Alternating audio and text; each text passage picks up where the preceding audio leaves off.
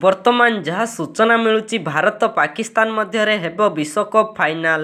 18 ବର୍ଷ ପରେ ହୋଇପାରେ ମହାମୁକାବିଲା। ତେବେ ସୂଚନା ଅନୁସାରେ ଶେଷ ପର୍ଯ୍ୟାୟରେ ପହଞ୍ଚି ସାରିଛି 2024 ଅଣ୍ଡର-19 ବିଶ୍ୱକପ୍। ଏହି ଟୁର୍ଣ୍ଣାମେଣ୍ଟରେ ଅପରାଜୟ ସହ ଫାଇନାଲରେ ପ୍ରବେଶ କରିସାରିଛି ଟିମ୍ ଇଣ୍ଡିଆ। ଫେବୃଆରୀ 11ରେ ଖେଳାଯିବ ଫାଇନାଲ ଫାଇଟ୍। ତେବେ ଏହି ଟୁର୍ଣ୍ଣାମେଣ୍ଟ ଫାଇନାଲରେ ମୁହାଁମୁହିଁ ହୋଇପାରନ୍ତି ଦୁଇ ପାରମ୍ପରିକ ପ୍ରତିଦ୍ୱନ୍ଦ୍ୱୀ ଭାରତ ପାକିସ୍ତାନ।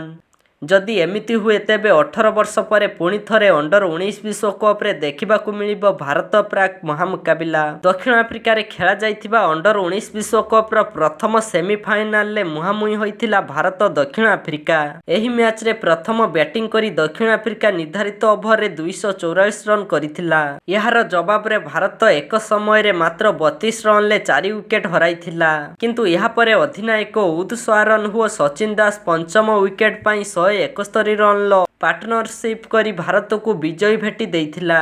ଏହି ବିଜୟ ସହ ଭାରତ ପ୍ରଥମ ଟିମ୍ ଭାବେ ଅଣ୍ଡର-19 ବିଶ୍ୱକପ୍ ଫାଇନାଲରେ ପ୍ରବେଶ କରିଛି।